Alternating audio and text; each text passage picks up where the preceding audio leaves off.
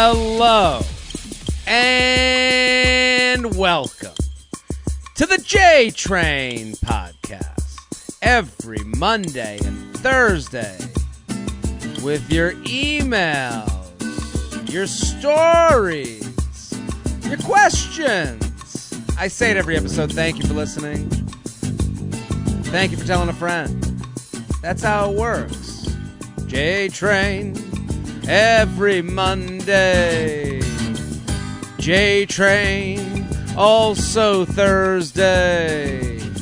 We hear your problems and we find a solution. And when we don't, we still air our problems too. It's about you on the J Train podcast. That's what we do. We listen to your issues and we give answers. Air it with Shelby and a guest every Thursday. That's right. Feel it in your toes, people. It's another day, another J Train. If you're not moving your hips or your shoulders, I don't know what you're doing. It's time to put that brain on the shelf. Enjoy the show. Tell a friend. Tell a friend. Tell a friend. Tell a friend. Do it now. Feather, feather. Make it your Instagram story. That's right. We're here at the Feather Nation Studios. Capacity crowd, virtually. I got Shelby here on the ones and twos. Shelby, how are you? Unbelievable. That was a nice tune. I think we're really nailing it right now. We're in a good groove. We're in a good sound. People are loving it. Groove. And speaking of sounds, at the end of today's episode, there's going to be some music, a new release from a friend of the show, Everest Kale. My buddy Aaron's been on the show before, but his band is like gearing up again. So they just put out a new release. They're going to be at the Mercury Lounge. They're part of their reopening thing. It's called My Ally. But I want you guys to check it out. And I want you to look them up, just like all the comedians that we have on. Let's support the arts, baby. Let's check out Everest Kale and look them up on, if you like the song My Ally. It's a song about he wrote me, song is about bringing people together, blah, blah, blah, ha, ha, ha. Okay, so he obviously, he believes in it. So they did an interview and for the release and all this stuff. So listen, it's called Everest Kale. My buddy Aaron is in the band, and I want you to look him up. It'll be in the bio, all that stuff, and look him up on Spotify. Otherwise, I got live shows, jaredfreid.com, jaredfreid.com. Check out my calendar. They're coming Albany, New York this weekend, and many more places. Atlantic City, Connecticut. But more importantly, Patreon. We're doing 3 extra podcasts a week for $5 a month. Get involved. I keep pushing it because I think it's the future. That's where we really get personal. Coffee with J-Train every Sunday. I'm doing pop culture stories, and I'm relating it to, life and my life, and it's a fun listen. So go to patreon.com/JaredFreid, sign it up. We have a new guest today, Shelby. Hit that button. It's the moment you've all been waiting for. A new guest. Hilarious comedian has a new special out called La Vie en Rhodes. Erica Rhodes, thank you for coming on. Thanks for having me. It's a pleasure. Good to... we've met kind of in passing, but this is really our first meeting, right? Yeah, this is our first official meeting.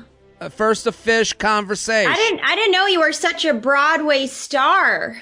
Thank you. The singing is just wow. I appreciate that. I to be acknowledged is really just all I care about, and I really thank you. The crowd here enjoys it. I like to start the show with a little song, and listen. What everyone needs to do is go follow Erica. She's hilarious at Erica Rhodes on Instagram, and she has a special out that you taped from the Rose Bowl in LA. What is it? Pasadena? Is that what it is? Yeah. Yeah. That's very cool. You taped it during the pandemic. Tell us about it, because you guys, listen, you can find it everywhere online. Like, I'm on her website right now. YouTube, Apple TV, Google Play, Amazon, Microsoft, Vimeo, Comcast. It's everywhere. It's hilarious. I've seen all the clips. Spectacular. I think everyone's going to enjoy it. Tell us about taping it at the Rose Bowl. Well, we were going to do it as part of Tribeca, so I was supposed to do it in New York. Mm-hmm. And then, obviously, that got canceled, so we switched to the Rose Bowl, and we did it for Cars, which was a risk, you know? Yeah. Well, the risk for people at home, like, the risk is, like, we need people to hear laughter so they know, like, that there's a joke going on. Like, there have been people, like, you know, that, like, if sometimes the vibe helps the show, like, just knowing, like, this is going over. Right. And so they did do a good job miking some of the cars, so at least I could hear some feedback. Mm-hmm. But sometimes it would just be like, the horns. Yeah. It's like this, that Acura like it? Yeah. Is that a good honk or a bad honk?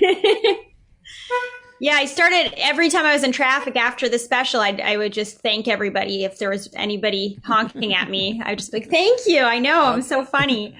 They must have saw the special. They must be a fan. Yeah. Now were they? That's a bad one. That's a heckle. A boat shows up. Oh, that's a boat honk. That's a boat. That's a fun one. Now, Erica, are they flickering lights? Like, here's the thing. Everyone's like, oh, comedy's all about timing. And then we go to these shows. They're like, yeah, we're going to put you in the Rose Bowl and we're going to tape a special. And you're like, well, how do I figure out? Like, the flickering lights when I did the pull-in drive-in shows was helpful, actually. Yeah, I mean, all I found was that Zoom actually helped because you would delay. There was a delay with Zoom, you know? Like, you would wait a second for a laugh. So I just did the same thing with the drive-in. Like, I would just kind of wait a slight beat for the laugh. I love it. And here's what I love, taking a chance, putting it out there, getting rid of, you know, some material. Like, you know, I think the hardest part with, like, stand-up is, like, what am I doing this for? Where am I going with this? Right. And I think we all hit a point where we're just ready to move on from the material. Yes. And then you just have to tape it because you're like, otherwise, I'm not going to be able to do it anymore. You know, I mean, I put a special out on YouTube, and it was all because I was like, I have all these jokes about 2020. They either keep going until, like, I'd be wasting my time with them. Like, right now I want to be talking about my life and things that, like, a crowd can like on a normal day, not just the stuff about like, I don't want to be in 2024 going, remember 2020? Because the joke still works. You know? Did you do a full special on YouTube, or was it just like how long was it? 35 minutes of all 2020 jokes. Wow, that's amazing. Yeah, I'm proud of it. It's up there. You guys can go to youtube.com/Jared Freid. And I mean, the feedback has been great because, you know, especially when we make jokes, like, we're comedians, like, you know, we know comics that are like, I'm coming in and I'm getting that. I'm going to do all jokes for the right wing, alt-right crazies. And you're like, that kind of helps get through the noise a little bit. And I was like, I was proud of it because it was like, I tried to dance in the middle of things and in the rational middle, which is hard to do. And I think that's what we're supposed to do. I think the middle now is viewed as extremism. Yeah, it's kind of wild. We're from the same area. You're from Newton, Massachusetts. Yeah, wait, where are you from? I'm from Needham. Oh my gosh. So did you go to Newton North or South? I went to South. So what year did you graduate Newton South? Because I graduated Needham High School, and for the people at home, Needham, Newton, right outside of Boston. And I graduated in 03, or no, is that what? Yeah, 03 from Needham High. And Newton North is a school that, like, does athletics with Needham. So we didn't cross over the Newton South people, even though the Newton South people, to me, I knew a lot of them because I'm Jewish, and that was the Jewish area. Yeah, I thought everybody was Jewish. When I grew up, I thought most people were Jewish in general because I didn't understand. I was a minority. But my dad was Jewish. That's very interesting because I kind of felt that way in Needham, which, the town's changed. Now they're like totally different. But like, I was like, yeah, I had my little neighborhood of Jews, and then the rest of the town was like, Needham. And then but then you go to Newton, I'd be like, wow, I feel like my dad was from Newton. So like, I was like, oh, I feel a little bit more at home here. Like I know these people kind of look like cousins here. Did your parents leave Needham now, or? They left. That's why I'm in Boca. So now they're gone. Yeah. Are they still in Newton? Yeah, my mom's still in Newton. So I was just there a couple months ago. Do you go back often? I try to go back like twice a year, I'd say. Yeah. Did you start in Boston or did you start in LA? No, I started stand up in LA. Yeah. Yeah. That's the thing. Like, maybe that's why we didn't really cross. Like, I didn't start in Boston. I started in New York. But then I would, like, go back. Like, I could, like, take a train, take a car, go back. And then I started to get to know a lot of those people. So, like, I could, like, kind of, like, do some shows out there. Yeah, I was kind of considering moving back to New York. But then I went out there and I was just like, I don't think I could do that. I used to live in New York and I was like, I can't go back. I just What was can't the go reason? back. Are you like happier with the LA way of like, life? Yeah, I think it's an easier lifestyle, like you drive everywhere, you have your space, you have the weather. It's like, it's hard to go LA to New York. I agree with that because you go, like I get there for a week. I'm like, wow, I'm healthier. Just like by just breathing walking the air. around. Yeah, exactly. Well, the air's not always great, but. Well, yeah, I just feel like I wake up earlier there. I'm like having a coffee, like sitting outside. I'm like, what am I doing to myself in New York? I know New York is for people who want to be tough. Like they want to prove how tough they are. It feels that way, especially the Northeast, just in general. I think that's kind of a vibe. But listen, we're pumped to have you. Everyone needs to go follow Erica at Erica Rhodes on Instagram. The special is all over her website. We'll put a link in the bio. LaVie and Rhodes, go watch it. Let's do some emails. You ready? Yeah. Awesome. What year did you graduate Newton South? I forgot. I'm sorry. I 01. Not to date myself, but 01. 01. Okay, so I'm trying to think. We have to do some geography of sorts when we get done with this because we might know some of the same people. I think we definitely do. Quite likely. Yeah. So, boyfriend's tight-knit friend group. You ready? Mm-hmm. First of all, love the podcast. Hope that you come to my city for a live show once it's more of a thing. Have a lifestyle relationship combination question that you could probably help with.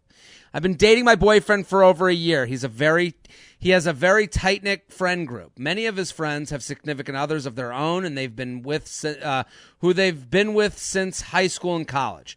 I'm 25. My boyfriend is 28. Most of his friends and their partners are the same age as him. That being said, I've had some trouble integrating myself into his friend group. I always feel a little bit outside the circle whenever we all get together. It's definitely worth mentioning that I'm the kind of person who really wants to be liked by everyone, working on that in therapy. My boyfriend and I are in it for the long haul, so I feel like I need to make friends with the other girls if I want to feel comfortable and have fun at these events and get-togethers. I'm always myself, of course, but sometimes it feels like they look down on me. They're at a more advanced stage of their relationships, engagement, marriage, etc. So sometimes it feels like they look at me differently because A, I'm not quite there in my relationship yet, and B, a little younger than them. This could all be in my head, and maybe I'm just a little intimidated by them. I'm trying to start small and make friends with one or two of the girls, but I just feel like they're being nice to me out of necessity and aren't actually interested in getting to know me. My boyfriend is aware of how I feel excluded by the other girls, but I don't want to burden him with it every time we hang out with them. Part of me feels like I shouldn't even care about them liking me or not, but I'm just not that kind of person, and I want them to accept and embrace me into their group. To summarize, I want to know your thoughts and or any advice that you have on making friends within a significant other's tight-knit friend group. Hope to see you live soon. What do we think, Erica Rhodes? Well, as someone who also struggles with wanting to be liked by people, I will say it is a lose-lose battle. Sure. You can kind of hear it in their email. Because when you say I am myself, well, you can't completely be yourself if you're focused on being liked by everybody.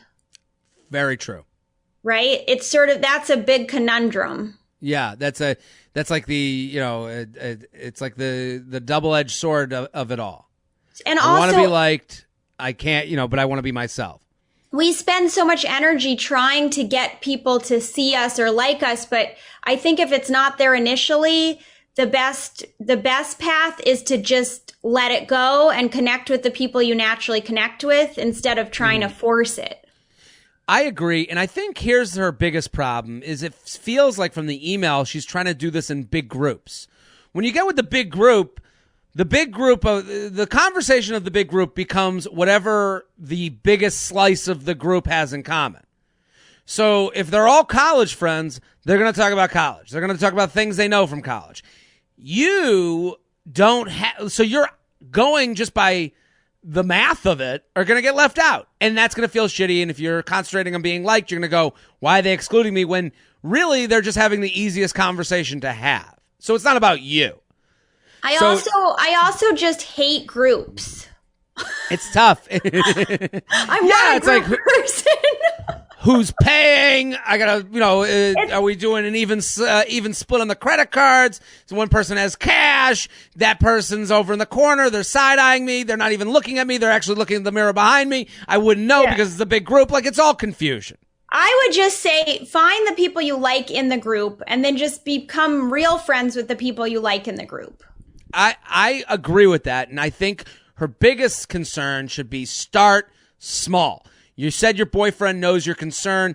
I think you need to say to your boyfriend, I want to do some like double dates. Like let's push some people aside. Who are your favorites? Who are your top who are your top couples? Okay. Yes. Tell the boyfriend, I want to do a double date or something with this couple. I think they're the ones that, like, who is the closest to friendship? Then in the 2-on-2 scenario, now you get to know each other and you start to create your own memories together. So I think like and if he won't do that, then you have a different issue altogether, because there's a part of this where and I think some of this strikes me as female problems. And I don't mean to sound like a jerk, but when you say like they look down on me because I'm not at the stage of the relationship they're in, I don't connect with that. Like, I don't have guys that I think of like, I'm not married, so they think I don't get it. I'll tell you what that is. That's not a female problem. This is an insecurity problem. I connect a lot with this person because if you're insecure, you're constantly focused on what other people think of you rather than what you think of them. So if she switches her focus, instead of what do they think of me? What do you think of them? Who do you like? Rather than who likes you. And then who do you like? And then it's like, okay, I want to go on a double date with that couple. And now you're in the game. Instead I like of that idea. Yeah. Instead of like on the outside looking in like, oh, so who is this? Like when they're telling a story about some shithead from college. Yeah. You don't have to be you don't have to be in a group. Like that's to me, that's something that you go through in your 20s when you think you have to be part of a group and then you realize that most people suck and you don't really want to be in the group. Yeah. Yeah, you're like, that's why groups shrink, like just natural. And then in your 30s, you have 2 friends and you're totally happy with that. And you call them like once a week and that's it. Yeah. Exactly. JTrainPodcast@gmail.com, JTrainPodcast@gmail.com, here with Erica Rhodes, at Erica Rhodes, the special. La Vie en Rose. What does that mean? La Vie en Rose? La Vie en Rose was an Edith Piaf song. You know, that's this famous French song that goes la da da da da da da. Oh, I know the song. Yeah. So it's a famous song, and it means seeing life in pink or seeing the bright side of things. I love that. And I changed it to La Vie en Rhodes, which is my last name. Do we have it here? This is the modern version. This is what plays when I enter a room. This is definitely the modern version. Yeah. 70s. This is the 70s version. This is the remix. This is the one the children will understand. This is the one they're dancing to on TikTok. Yeah. Da, da, da, da, do, do, do, do. It's funny. We like didn't I even feel get like to the melody. We didn't get to the main part of it. Well, I think it's funny that like maybe that's what's. Here it is. There we go. Did they play this at the end of the Avengers? Is this a song that? that Steve Captain America's dancing with the. I think it's funny that like this is one of those line of demarcation between smart people and dumb people.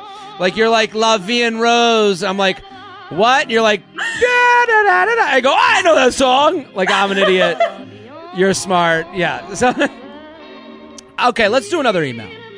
Potential crazy cat lady needs help. Okay. Jared, I recently got out of a 6-year relationship where my ex and I ended up acquiring 3 cats. I had one before we started dating, and we got 2 when we were together. I kept all 3 cats, and now that I'm dating again, I'm very nervous and in my head about guys finding out that I have 3 cats. In my experience, as ridiculous as this sounds, men have a lot of thoughts about cats as compared to dogs, and I don't want to look like the crazy single cat lady, especially since I have 3 of them, LOL. I have been out with guys before, and then when they ask if I have animals, and I vaguely say I have cats. I've gotten the response, cats, as in plural? LOL. What's the right way for me to navigate this dating package, quote unquote, without straight up lying to people / avoiding having guys come back to my place like the plague? What do you think, Erica Rhodes? I would lean into it and just be like, I would just lean in and say, yep, I'm a cat lady. Take it or leave it. I'm with you. That is the only way to go.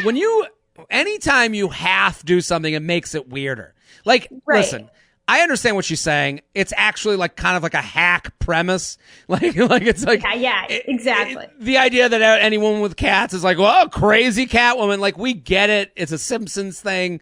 Fine. Yeah. But what I would say is like any guy that's like 3 cats and starts sprinting away from you, like you're lucky they're sprinting away from you. Like I wrote an article way back when about how I'd rather date a cat woman than a dog woman.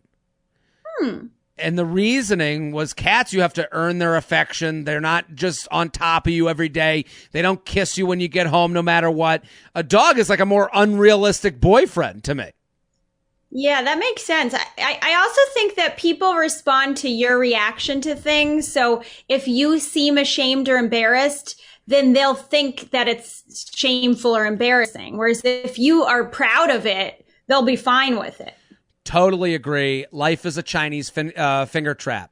You know, it's like, yes, you know, the more you pull. I was thinking of that exact analogy actually recently, really? Which maybe it's an obvious one, but I was thinking everything in life is that finger trap thing. That the harder you try, the more you get stuck, the more you want something, the less likely you're going to get it, you know, things like that. Yeah. I don't even know if Chinese finger trap is an appropriate, is that allowed? You know, when you don't know now, it's like anything. You're like, that's how but I agree with you. Like that. I'll bleep it.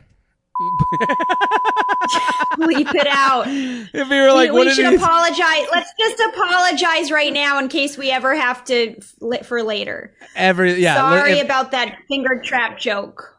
We're on a 7-second delay. It's okay. Okay, good. If time is not fair to the Chinese finger trap, which is something I've always done. It's funny to me. I know this is a sidetrack, but like it's funny to me that like we're having this discussion and it sounds like we're like someone could take this as being flippant towards changing language. I'm not. I things change. I just don't know if this is one of those that has changed. I don't think it's changed yet because not that many people remember that thing, that toy. Yeah. That toy only existed to me as like when I was like really not doing well at Chuck E. Cheese. Like that's the only thing you could afford. Like I guess I'll have the Chinese finger trap. I thought that the Samoas, the cookies. That I thought that was why they changed their name. Like, is this insensitive? And I was like, no, that's not. But then I learned like, no, it's just a different company that makes it. So they changed it. It was like, it's one of those crazy 2021 things. You're like the Samoas changed their name. We've been jerks to them for long enough. And you're like, no, that's just another you know, like, and then you find out the real it was reason. In the contract. They couldn't, there's a different recipe. I don't know. Well, I think that the finger trap analogy works. I think you're totally right. Lean into it. I got 3 cats. Laugh at it. Like, I think even laughing at it, like, is fun. And again, I want to reiterate what Erica just said. Like, That's so true. The more you kind of tiptoe around something, the more people feel they got to tiptoe too. Yeah. JTrainPodcast@gmail.com, JTrainPodcast@gmail.com. Here with Eric. Or get rid of the cats. That's the other other get rid problem. of one. I'd do one. Yeah, Get 2 rid of is one. fine. Yeah, 3 of anything is overkill. Well, that's another thing. Like, you got like I'm more worried about your time. Like, right. Like, really, what are you doing with 3 cats? yeah. Why are you doing that to yourself? Send us a picture of each, and we'll tell you which one to get rid of. We'll tell you which one to sell. The J Train podcast is brought to you by Best Fiends. Life is full of big mysteries that if you think about them for too long, your brain is gonna hurt. Think of it. Think of it right now. You know how many mysteries there are? How does a thin crust pizza have 0 calories? How does the water get warm when you turn it on for the shower? You don't know. You have no idea. When you need a break from contemplating the big questions, it's time to take on a puzzle that's meant to be solved. Like the literally thousands of puzzle-solving levels on Best Fiends. And unlike mulling over the mysteries of the universe, but Best Fiends leaves your brain feeling refreshingly challenged. If you want to play a game that engages your brain and takes place in a beautiful fantasy world, your answer is Best Fiends. I love this game. It's fun.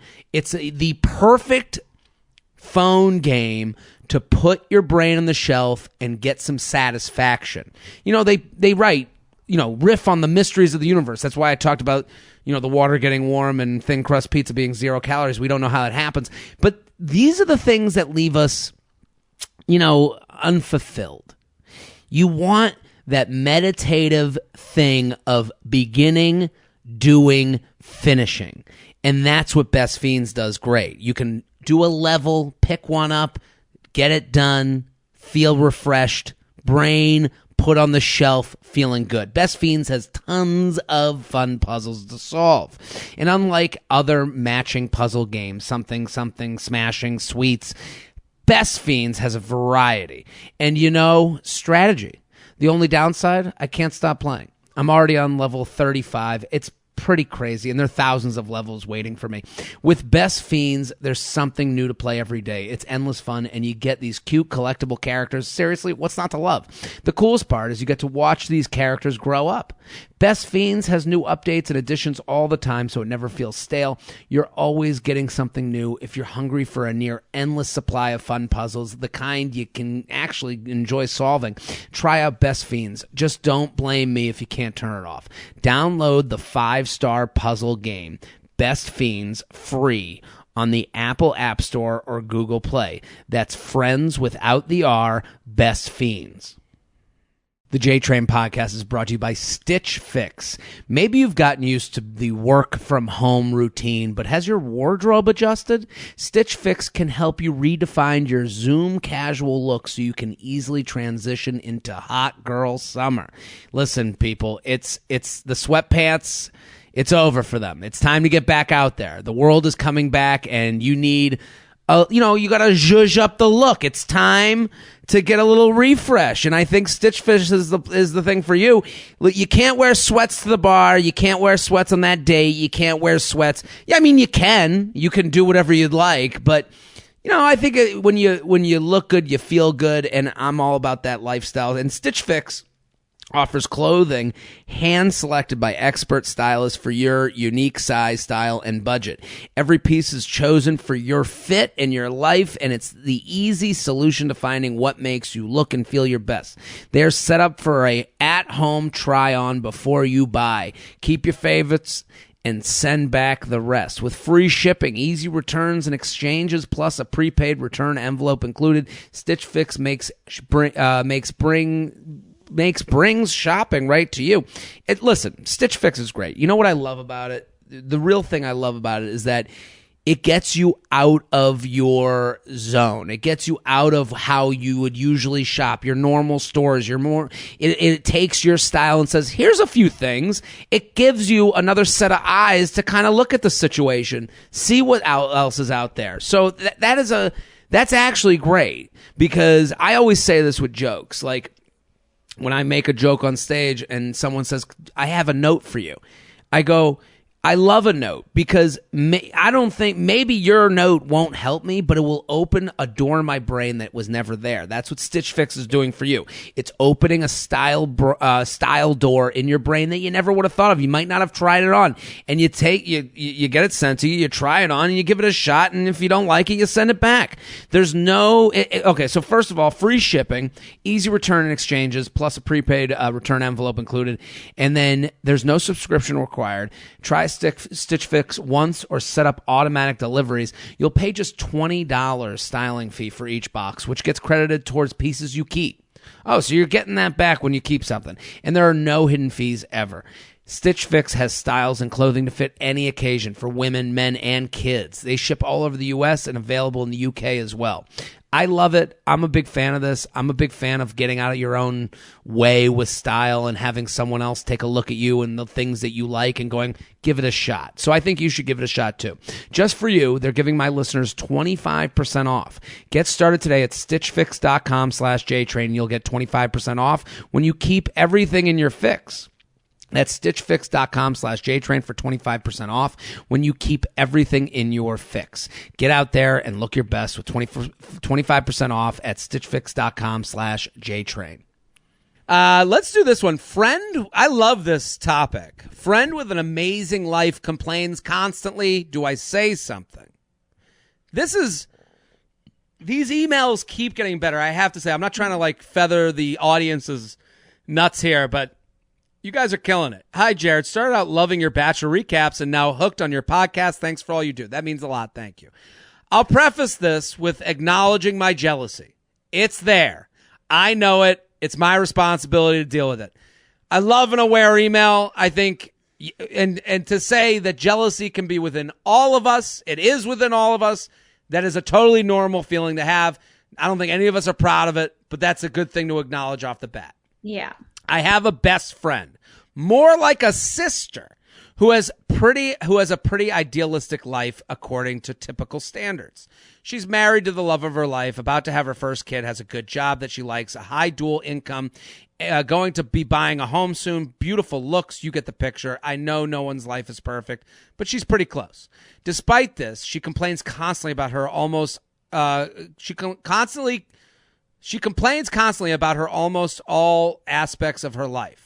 We are in the same age and in totally different life phases. I'm living alone with my cat, pinching pennies and nowhere near marriage. And behind her in career goals, we work in the same field, same position. That's tough. Yeah. Yet I'm listening to her bitch constantly. Though there is definitely jealousy on my part, I love her and want her to have everything she has. At the same time, it's hard to listen to her be so ungrateful day after day when I'm just out here trying to stay afloat, especially financially. I love complaining as much as the next person, but I'm getting so sick of hearing it. So my question is, do I address this with her? How do I say it without sounding like a jealous bitch or giving the message that she can't be open with me? Or do I just deal with it on my own? What do we think? This is I love this email. I actually think it's great. I would say do exactly what you just said in that well-articulated email. Say, read the email to her. Yeah, basically say, I love you. I want what's best for you. And it's hard to listen to you have, all these complaints about what I see as a perfect life, and I know it's not perfect, but to me, it's like I would die to have some of the things you have. So it might highlight to her friend that what she has is great, because she might have lost sight of that. It's very interesting. If she didn't explain her as an almost sister, the fact that she's a sister, you got to talk to her. You got to say something, because let's not let resent ruin the relationship, because it can. Right. If it was a half friend, I'd be like, fuck this person. Don't hang out with them. It's over. No, this is a full-on sister, huge relationship in your life. I get it. And it's someone that you're wanting to work on the relationship with. So wanting to negotiate is kind of step one in the whole battle. So you're there. Mm-hmm. I agree with you. The way she put it here is a great way to put it. I love you. You want to hug, and then you want to whisper the problem, and then you want to keep the embrace going. So I love you. I want our relationship to go on forever. I want you to be there. I want us to be two old ladies playing mahjong, getting having drinks. But it's really been tough for me lately. And when you complain about, I would give examples too. I think examples help, because if you stay vague and you're like, your perfect life annoys me, nobody thinks their life is perfect. Like, call someone rich, they'll find you someone richer. Call someone perfect, they'll find someone more perfect. I'm sure, considering you guys are so similar and you guys work in the same career, that can't make it easy. She probably has things she's envious of you of. Like, you might not think that. Like, she might look at you and go, oh, she's single. She has so much. She can go out and have fun. I have to stay with I'm having a kid. I'm done. There's some element of that. Yeah, I was sort of curious. Sorry, this pillow's bothering me. It was like sticking out. I'm sort of curious what she complains about. Yeah, I am too. But that's what she has to pinpoint. Yeah. And I think even if it happens in conversation, I think when someone what makes it easier for her to keep. She goes, I don't want to let her know she could be open with me. Well, I think you can have discussions with her about her complaints.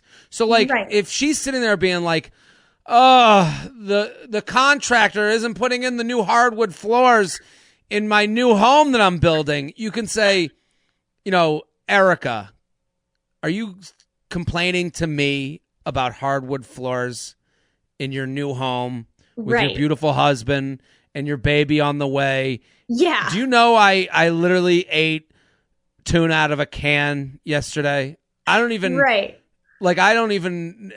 seen a hard man in a year. I don't like tuna. Yeah. Oh, I don't like tuna. Sometimes it helps, but actually that's a good tactic, because sometimes it helps to repeat something back to someone so they can hear what they sound like. Yeah. And because you're so close, I think if you weren't close, you wouldn't be able, you're there for the conversation. So have the debate. And you can I would say to a friend, I can't listen to this. I can't listen to this. I'm not trying to compare problems, but, I just bought your baby a brand new toy that he's going to play with and be cute. And I can't even find a dude on Hinge. I don't know. See, this is also where comedy helps, because if you're sarcastic with someone, if you said, oh, the hardwood floors, and you can be like, oh my gosh, I totally know what you mean, because I had to buy a Swiffer today to clean my plastic floor. So I totally know how you feel, totally. Whatever it is, something better, but something ridiculous. And then after the comedy of it, you go, I got to tell you, it's hard for me to hear this. Yeah, exactly. Yeah. And now it's now you're in the game. You're doing the dance. You're letting them know, and now maybe the conversation goes from there. And it's sometimes it gets me so annoyed when you are complaining to me. Also, it would help your complaints if at first you would say, I know this isn't a big deal.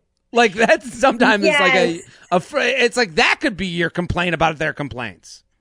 And also, I think you have to make sure that the relationship is reciprocated, so that if you're listening to one friend complain, they also have to listen to you complain. It should be equal. It should be equal complaining. Absolutely. I think those are very helpful things. And I would just it's you can't make it just know. Well, here are some warnings. You can't make it about their money. You can't make it about their looks. Because nobody thinks they're rich, even if they're rich. Nobody thinks they're good looking, even if they're good looking. So that is my biggest warning, because you see it now. We go on stage every night.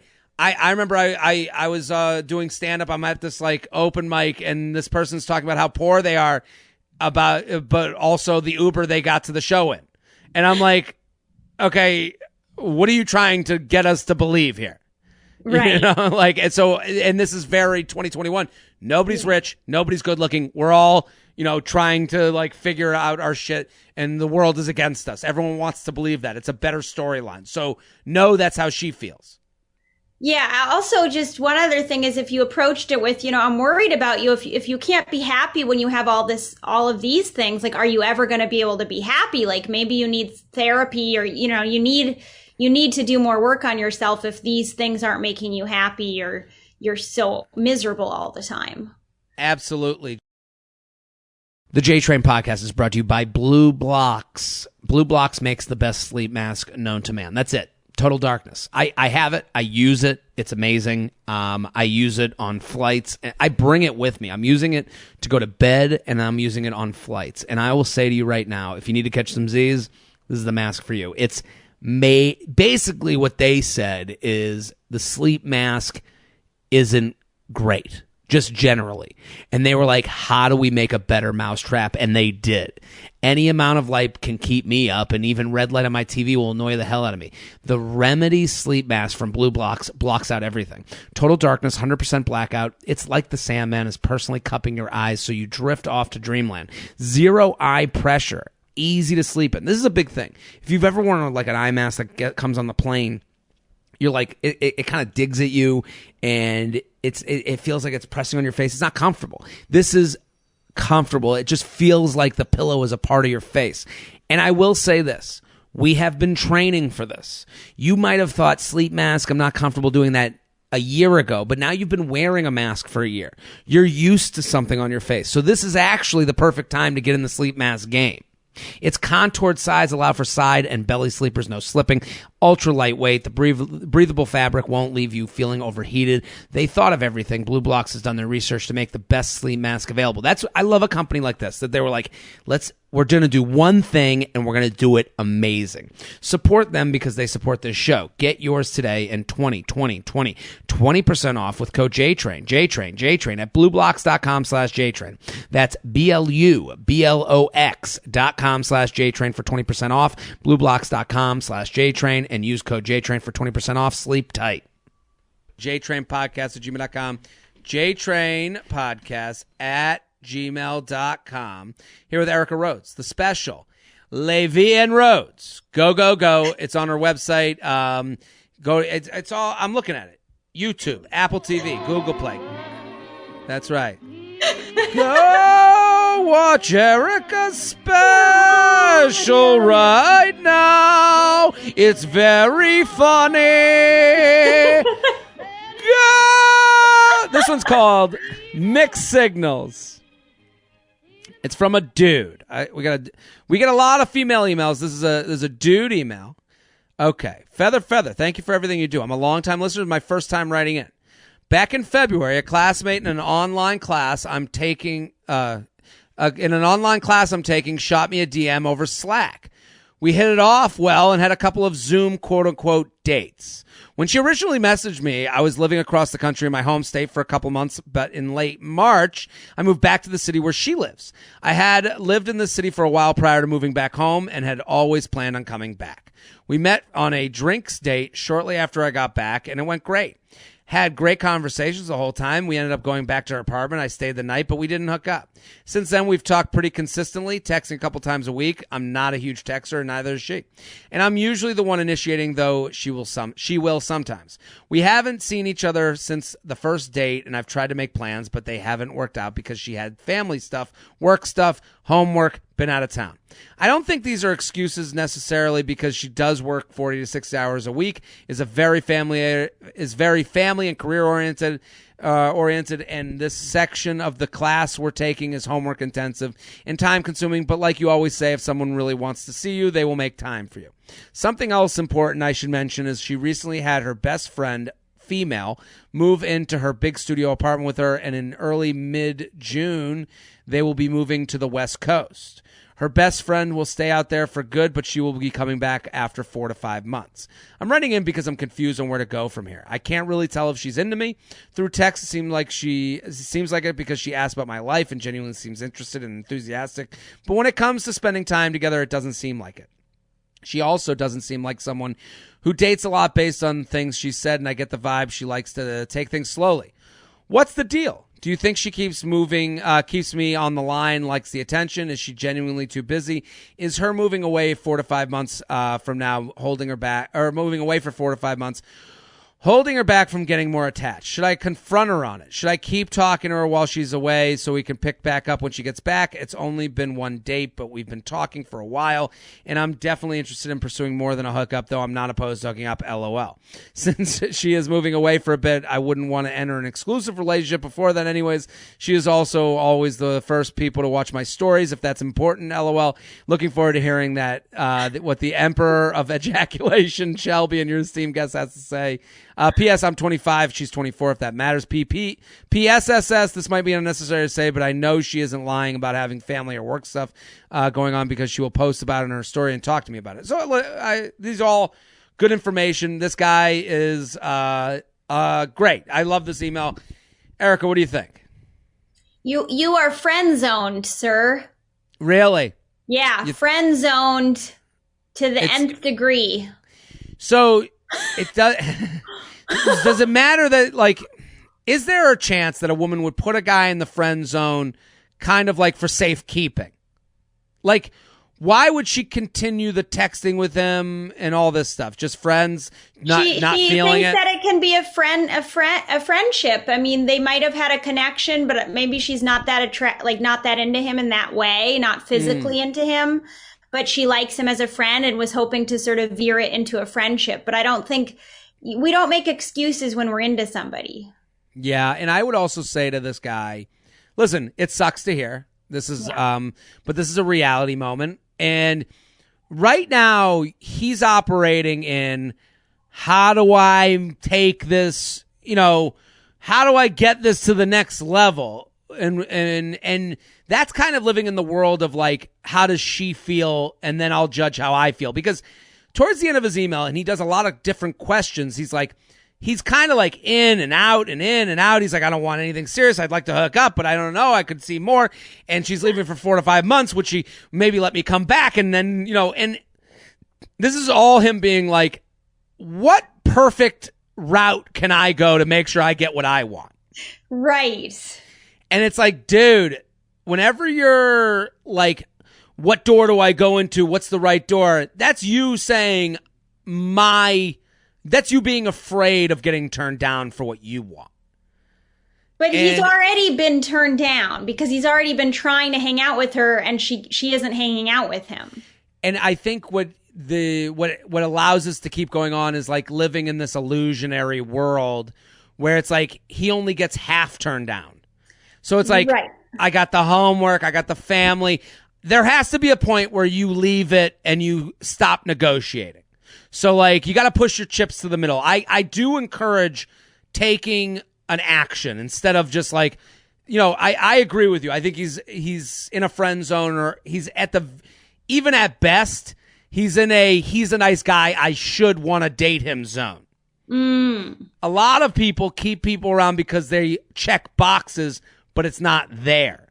So, yes. My interpretation isn't as much the friend thing because she is communicating with him, but as much as it is, he is a nice guy, and it's like, a lot of people are nice, but not your match. So I think you have to say, I think he needs to text her the following: hey, I've really enjoyed talking to you over the last few months. We went on one date. I'm looking to go on more dates. I think the idea of like her going away, it's not your problem. Your problem is you want a second date. I want to go on more dates. I've been kind of trying here. I feel like I've been trying here. I'm going to put the ball in your court. You have my number. When you're ready to go out, check in on me. I hope we can work it out. And you say, I hope I can work it out because you don't know. You got to move on. Other things might happen in your life. But exactly. Again, this is like you drawing the curtains and kind of showing, how the inner workings of the show go. Like, here are the ropes, here are the pulleys, and it's like I've been trying, and this dance we're doing isn't working for me, so I have to put it in your court. Yeah, because then you'll at least have an answer. I think you're right. He's kind of scared to get an answer he doesn't want. Absolutely. And so he's just pretending he already has little answers, but really he doesn't have an answer. Absolutely. And it's like, I do think I agree towards you, friend zone or, great guy, but I'm not into it. Territory feels like the answer, but we can't tell you the thoughts in her head, but you need an actionable answer, which you're kind of avoiding. jtrainpodcast@gmail.com. jtrainpodcast@gmail.com. Here with Erica Rhodes. Go follow at Erica Rhodes, the special La Vie and Rhodes. Go right now. Let's do, this one's called J-Train SOS. Am I in Meet the Fockers? All right, you ready? Yeah. J-Train, longtime listener and follower of the show. It's almost weird seeing how much you've grown in the comedic space. Congratulations, so well deserved. Well, thank you. Other than me tickling your nuts, here's my dilemma. I've been dating the same guy for 2 years. My boyfriend has a female best friend who he dated on and off for 2 years, freshman and sophomore year of high school. He said they didn't work out because he couldn't see himself with her romantically. The relationship was more of a friendship, allegedly, LOL. Well, it's also high school. Okay.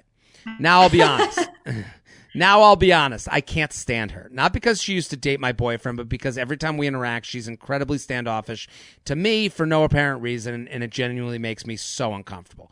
Here are some examples. She came to visit, quote-unquote, us, and invited another couple to dinner. She grabbed my boyfriend's arm and ushered him to the table, then sat next to my boyfriend across the way from the other couple as I was left at the end of the table. That's a little awkward. They continued to ignore me the whole dinner and were laughing amongst themselves, not interacting with the rest of the table, leaving me to just eat all the overpriced pizza and wine as she had a flowing conversation with my boyfriend. 2, we went to her party on the East Coast and she never acknowledged me or said hello. The party consisted of 6 people, including myself. As soon as I approached her and the group of friends, they all decided that the party was over and time to close up shop. LOL. 3, a mutual friend of ours FaceTimed me at her house, and when she grabbed the phone and saw it was me, she threw the phone back to her friend without saying anything. Then her loud, drunk mother grabbed the phone and yelled, "Hi, I'm his mother-in-law." Oh, no. Please note this is my first ever interaction with her mother. The craziest thing is that she's engaged, LOL. I have to wonder how her fiance feels about this sometimes, too. I've tried having a conversation with this with my boyfriend, where I express how she makes me uncomfortable because she isn't the most inviting or kind, and he literally refuses to believe it. She also invited us to her wedding, and when we were going back and forth how I didn't want to see her this Friday, our anniversary, he slipped up in conversation by saying, "What are you going to do when you were invited to our What are you going to do? You were invited to our wedding, as in his and hers." Hey. What? That's a bizarre thing to say. His parents are friends with hers, and when I visit his parents, they always bring her up. I really don't want my life to be a scene from Meet the Fockers, and this is my version of Owen Wilson. But how in the world do I tell her she's being an ass or tell my boyfriend to stop being so up hers? Help. What do you think, Erica Rhodes? Well, I was also thinking this is sort of like the royal family. Remember when it's like he's got this girl around and then he ends up marrying her later? What do you mean? Wait a minute. I'm confused. You know, the queen of Charles was having an affair when Diana was alive, and then when Diana died, now he's married to her.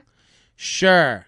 So this is, well, I mean, and wasn't Diana or Camilla in the wedding too? Yeah, I think Camilla was in the wedding. And remember, Camilla and Diana would like hang out once in a while, or Camilla would try to befriend Diana, but then wasn't very nice to her. I mean, yeah, this all, I mean, how would you handle this? I would not be okay with it. I would just say, listen, I'm not comfortable with this. Do you have feelings for her? Because it feels like you do. Yeah, I think her problem is with her boyfriend, not with the friend. But the friend seems to be overtaking it. The friend is overtaking it because to me, the boyfriend's allowing the friend to overtake it. Like, True. I think like when the boyfriend refuses to see it, like the friend, to me, she's taking the liberties that the boyfriend's allow. Like, she's getting a different message about this woman than maybe you would assume he would give about a girlfriend. Because if he was like, "I love her, you guys need to stop," wouldn't they stop? Like, or like, wouldn't that friend be more respectful? Like, hey, I can't be friends with you if you're going to treat my girlfriend this way. Like, wouldn't that be like, to me? Yeah, like the boyfriend seems like kind of a pushover in this situation. To me, it sounds like the boyfriend was friend zoned by the friend from high school, the girlfriend from high school. She got engaged, and now she's treating him like this friend zone dude, and that she doesn't approve of, like, his girlfriend. But do you really believe that, or do you think there might be like some underlying feelings between them? Yeah, I think there's something going. I mean, this is all bizarre. Like, it's weird. We're getting a story from one side, so I'm sure there's other sides to the story. But like, when you say a mutual friend, the FaceTime, and then the mother-in-law picks up and goes, I'm his ex-mother-in-law. Like, why are they all fucking with her? Like, she's just trying to date a guy. Yeah. So I think feel like it would be a deal breaker for me if I felt like there was something going on between him and some other girl, and she was very much in his life rather than not in his life. Like, yeah, she's got. I mean, that's why the problems with the boyfriend. Like, you got to to me, like, you got to go to the boyfriend. Hey, I'm not trying to convince you anymore that this person isn't really into me. I can give you 3 examples. These 3 happened. You were there for them. The fact that at the dinner, if my boyfriend or girlfriend was at a dinner and didn't talk to me the whole time and I was left alone at the end of the table, I'd be like, I'm mad at you, not the friend. The friend didn't convince him to do that. That's true. I agree with you. It's a problem with the boyfriend. Yeah. Do you want to date someone who won't include you in a dinner conversation and makes you feel excluded? Take away the friend and kind of the juicy part of it. Like, I think we get like too caught up in like, well, this friend likes you, and it makes it like a juicier. No. Your boyfriend won't acknowledge that you feel hurt. Right. Plain and simple. Yeah.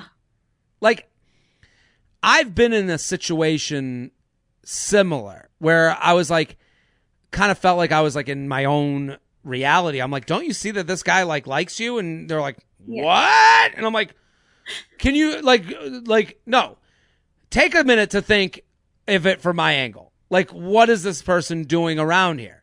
And again, when you feel like you're being fucked with, like, I wouldn't want to be around this. I would end it. I would have one more conversation with him. And if he won't even meet you at your feelings, it ain't going to work out. Yeah, I agree.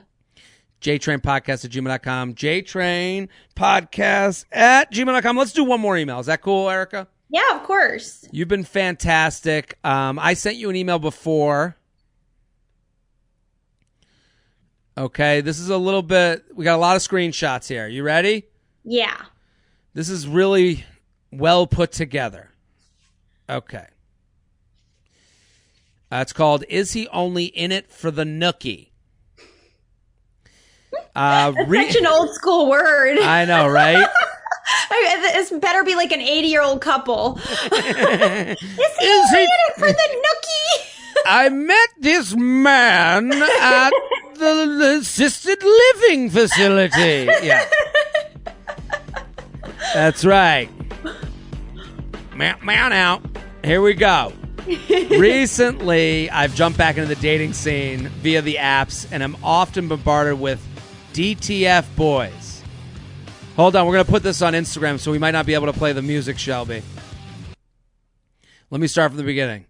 Recently, I've jumped back into the dating scene via the apps, and I'm often bombarded with DTF boys, the guys who go straight for the kill within the first message, i.e., I can't wait to put my dick in your mouth. Oh, my God. What? That kind of sounds like one of those types of guys, yeah. Here's my address, I'll leave the door open type messages. Hey. Therefore, when I come across a guy who doesn't do that, roughly 1 out of 10, there's a glimmer of hope that maybe this one will be different. The dudes are really killing it. I've been talking with this guy, Tony, from Tinder, for about 3 weeks now. I know, fuck me, 3 weeks, and we haven't met.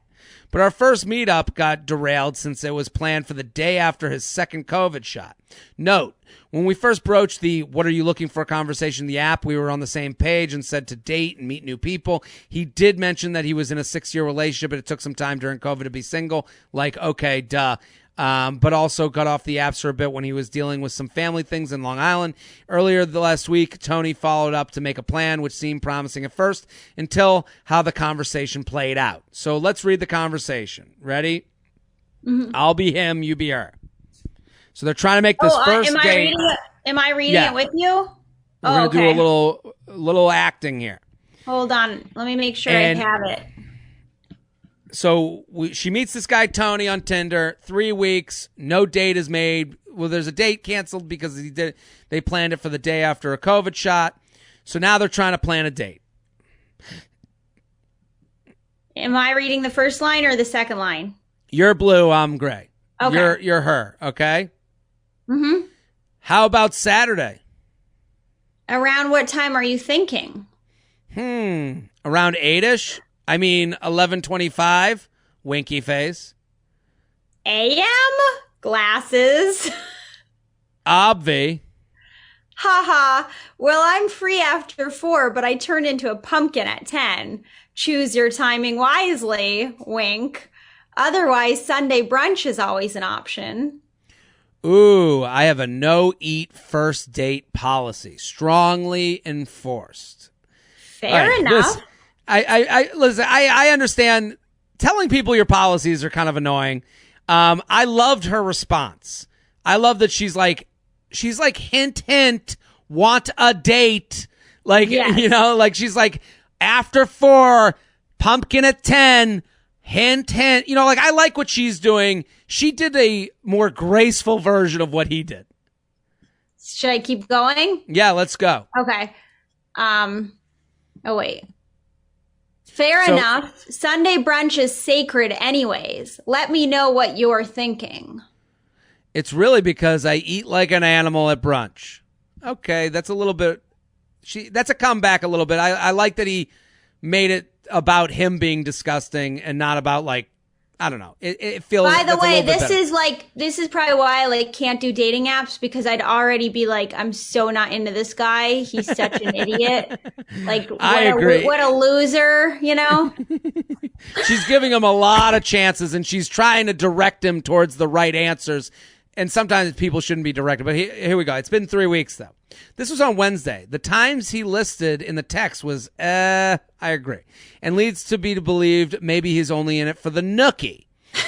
Yeah. Yes. But not yet ready to write off, since this was the first sighting of this behavior. Let's see what he comes back to the table with. I didn't hear from him, so Friday night I followed up. Truth be told, I was a little drunk, but don't think my text was too crazy. He didn't reply till Saturday morning, which is when the remainder of the conversation played out. I can't tell if this guy has any interest in a date or just looking to bang. Take a look. Okay, so you be her now. Hey, handsome, as she says suddenly yet aggressive, but still sexy, cool texts. Have you given any thoughts to tomorrow? I brunch with former Corkers at 1, but wondering if I get to see you after. Also, if that was too forward aggressive to ask, then it's probably best we both walk away now anyways. Gritting teeth, sweating monkey. Okay. So then the next day, wasn't aggressive at all, winky face. I kind of liked it. I'm in a little pickle. Still out here on Long Island. Had to take care of a few things, which took longer than I expected.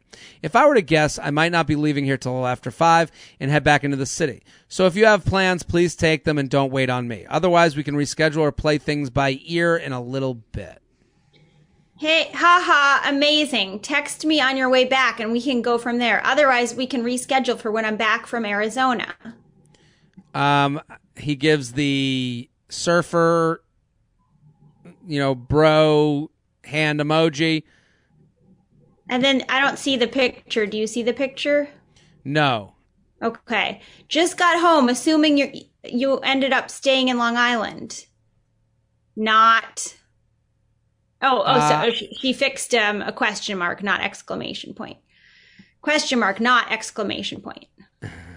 I'm actually on the train heading back. You should come over, winky face. Here we go with the nookie. Here he is. Yeah. Okay, now she rates an entire what? I mean, the minute... Okay, here's the problem. When I don't need to read this text. When the screen is blue and you haven't even been on a date yet, time to go. You're swimming in the Atlantic Ocean. That is because now you're not even near land. You're not even near the place you're trying to go. You're drowning. That's too much blue before the date. Blue. I do the same thing. If I see a paragraph, I have anxiety. Well, now you're trying to convince someone, like, listen, if you can't even get on the same page for the first date, what's the second date going to be? So read her, because she's trying to let him know. She's basically saying, you either don't want to go on a date with me or you don't get it. I think he doesn't want to go on a date with her. The idea that he doesn't get it, you're basically counting on him being the exception, not the rule. But let's read her text. Yeah. Her text now seems a little bit crazy. Okay. I'm going to invite you into my thought process right now. Okay. No guy wants your thought process. He knows your thought process. Okay. He's not stupid. Yeah. But okay. Okay, I'm going to invite you into my thought process right now. Overanalyzing, that's currently occurring. Quote, you should just come over, winky face. Cue current mindset. Well, clearly he wants to fuck. I mean, why not? How much more stereotypical could this get? Am I really setting the bar too high? Is it that high maintenance of a desire to want to just at least go on a date with someone once or twice and then decide to bang them? Is that asking too much? Is that considered excessive? Crazy? I want to know from your perspective. Also, if this is crazy, fuck it. I am who I am. Well, I just overshared, but also helpful context maybe? End scene. Okay, she keeps going. Oh, also don't feel obligated to respond to that. I'm self-aware enough to know I probably would walk away and be like, okay, sexy, but crazy, but kind of funny psycho, but also no thanks. She's wrong about that, but okay. Because here's the thing. She's trying to teach someone who knows what they're doing. Like, it's like you're talking to someone in broken, English to try and get when they know English. Like, he knows you want a date. It's been 3 weeks of texting. I understand what she's saying. She's not wrong. Anything she's saying. You do deserve a date. You do deserve your standard. He's not that guy. He's avoiding that for a very specific reason, because he wants casual, and he wants casual from you, and he feels like he's texted for 3 weeks, and he's got someone who's dealing with him. And when you write a text like this, also don't feel obligated to respond to that. I'm self-aware enough to know I probably would walk away and be like, okay, sexy, but crazy, but kind of funny psycho, but also no thanks. No. You're engaging with him. So that means he thinks you're up for and you even spelled out, I want 2 dates, then I'll fuck you. So now you've given him the answers to the test. Like, he's gotten the information he kind of wanted. He writes, I'm so with you. And that was my lazy, feeble attempt, since we haven't hung out yet, to say, let's have a drink and chill. No, it wasn't. But contextual, it looks like come over and let me put some cheap moves on you. Winky face. Well, now he's trying to say, I get it now. No. You were called out, and now he's trying to save the situation. In all seriousness, let's hang when you get back from AZ. I promise it'll be worth it. Even if it goes nowhere, our chemistry isn't there, I'm good, but also fun people. See, at that point, listen, if she just wants to hook up, just know what he is. That's okay. You can just want to hook up. Know what he is, but right now she's in the land of like proving to him that they're going to have a fun time. No. There's other guys out there that will have a fun time with you that won't make you feel like you begged them to go out and needed it spelled out for them before you went out. He writes, same I here. don't understand the time wasting, like so much wasted time and energy on this. Yeah, because she's like, oh, but he was fun to talk to. Same here. I'm with you. This is a sleep deprived Tony, so please disregard my laziness. How long are you in AZ for? Yeah, now they're promising dates down the line. Still going on? It's still going. We got one more. Oh my gosh, hold on. I think I missed that one. I can't believe it's still going. Well, he's still trying to get the casual sex that he wants, and he knows it takes going to drinks once. Now he got the answer. It's spelled out for him now. Okay, so read his. Same here. I'm with you. This is a sleep-deprived Tony, so please disregard my laziness. How long are you in Arizona for? You're fine. Just know I'm always transparent. Will always say what's on my mind, for better or worse. Always. I leave Wednesday, come back Sunday the 16th. Night, champ. Hope you finally made it home. Ha, I made it home safe and sound. Wow, I think I'll have some sweet dreams now. Night, night. Okay. Here's the thing.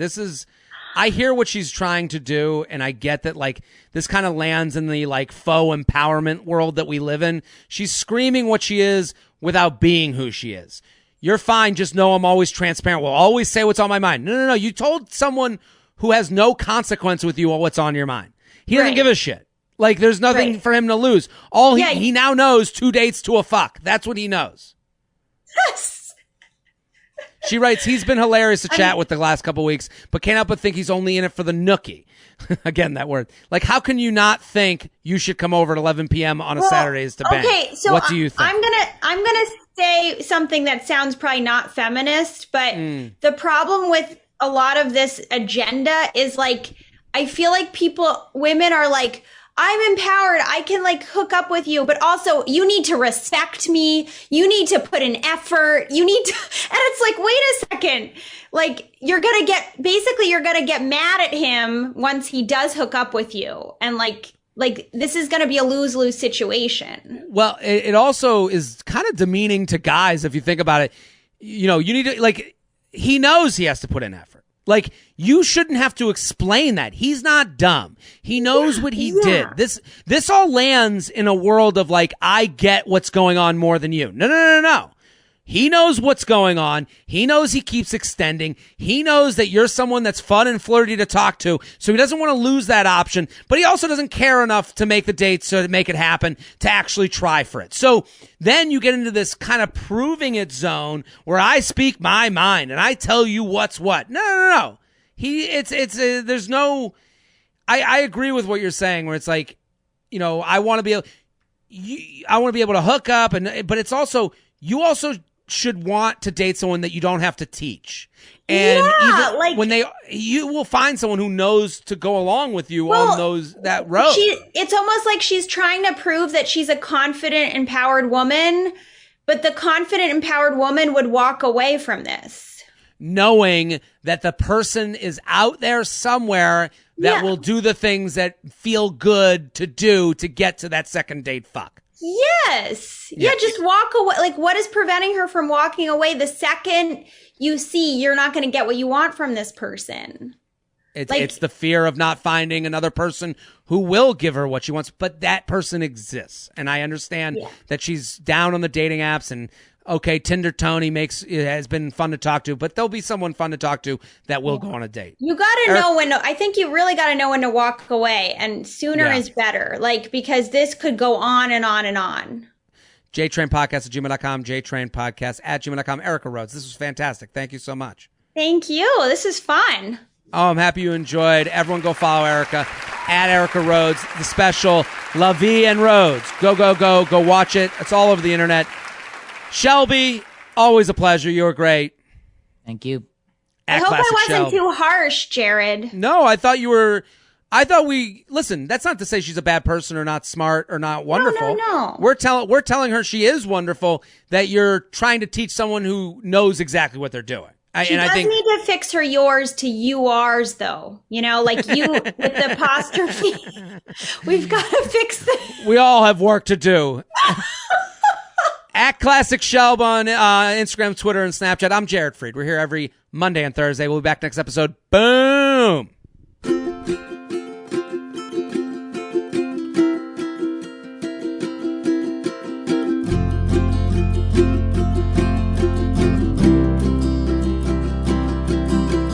Peace meets halfway. Bridge two sides with one handshake. But who's gonna initiate it? Fear keeps us separated. We're only ever strangers one time. So be mine, be my ally. Be mine, be my ally.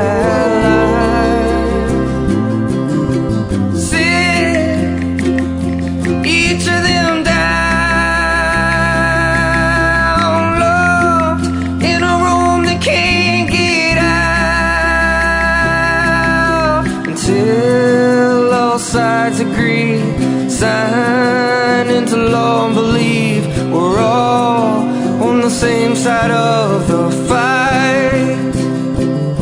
So be mine, be my ally, be mine, be my ally. Oh.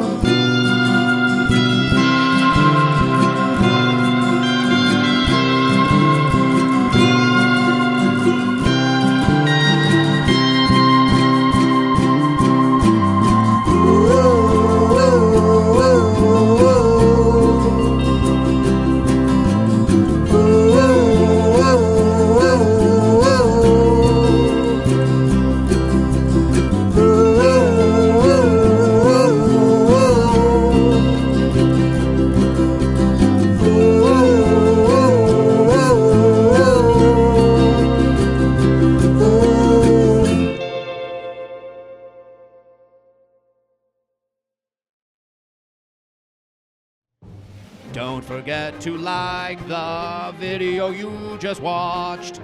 I have many more. Subscribe to the channel right now. Like and subscribe, like and subscribe, like and subscribe, you fool! There's even a bell you can click to. Now you've got your week set Monday through Friday. I'm here for you.